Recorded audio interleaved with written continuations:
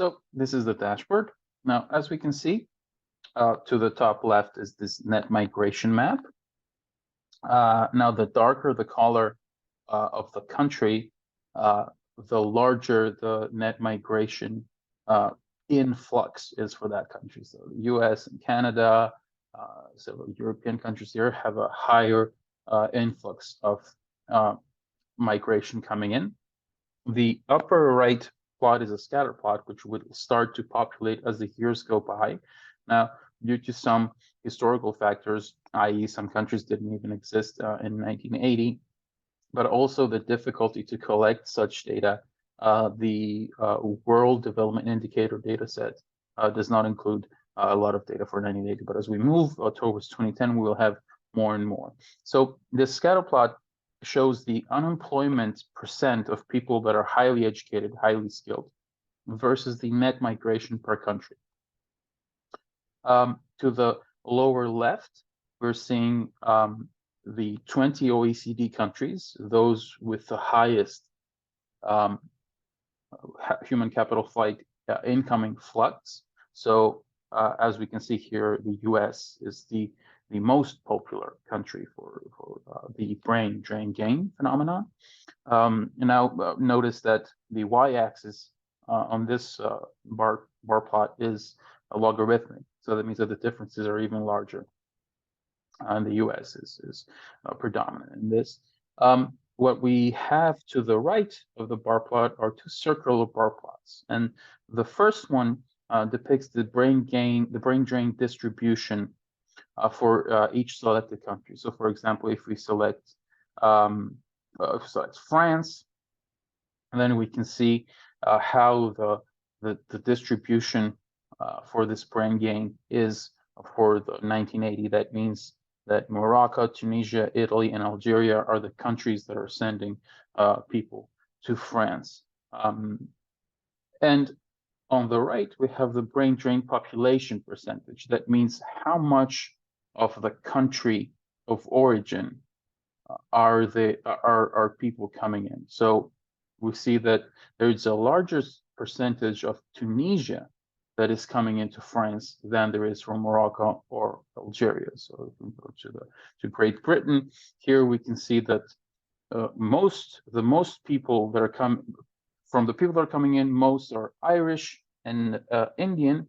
However, there's a largest part of Cyprus and a larger part of Ireland that is coming in.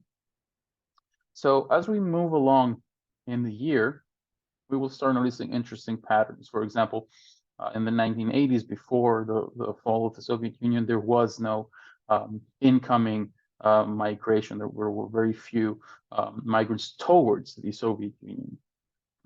Whereas as we move after the fall of the Soviet Union and after 2000 even, we notice that this starts to change and the scatter plot is being populated.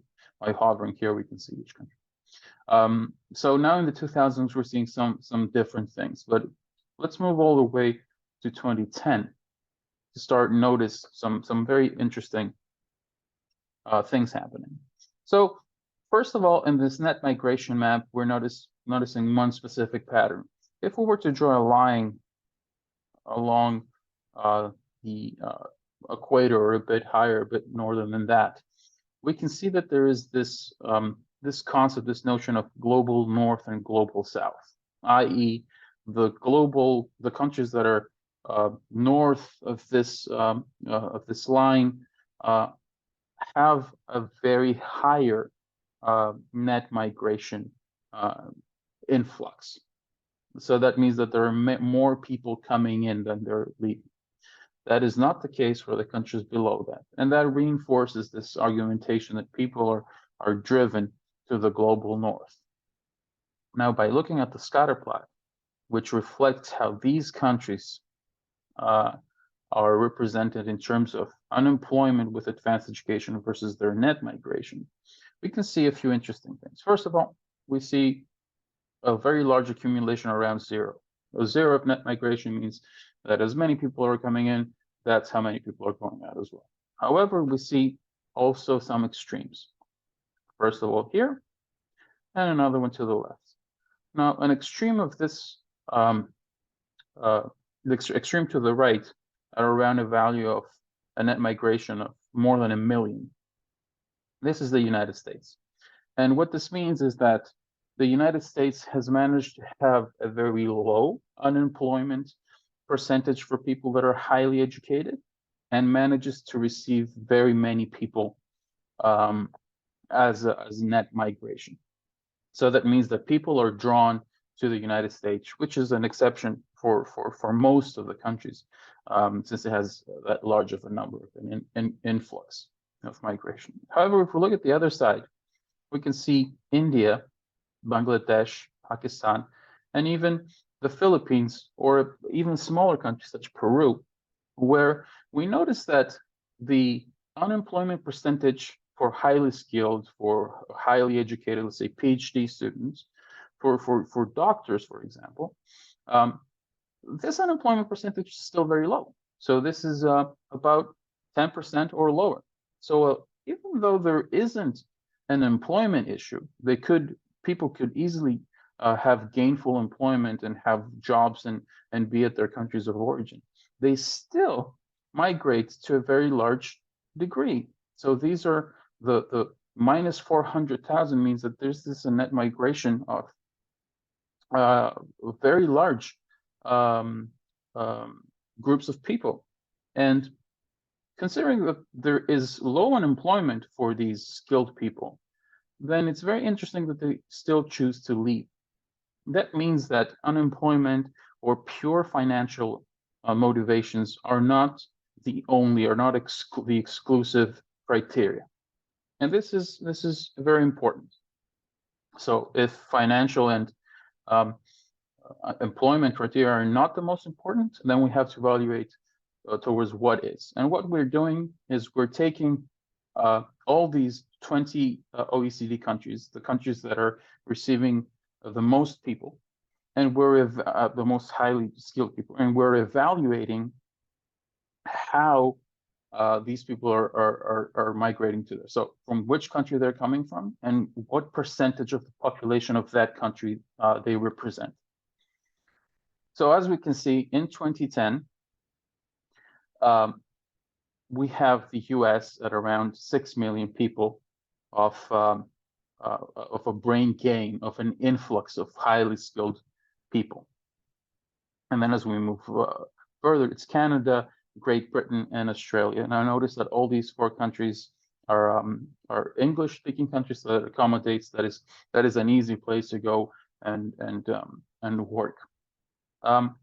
What we also have to the right, as we mentioned, is this distribution plots in terms of absolute numbers and also the population percentage. So having established that unemployment and financial criteria are not the only, are not the exclusive reasons why people leave their countries, then we go ahead and evaluate, for example, France. And now in France, something very interesting appears.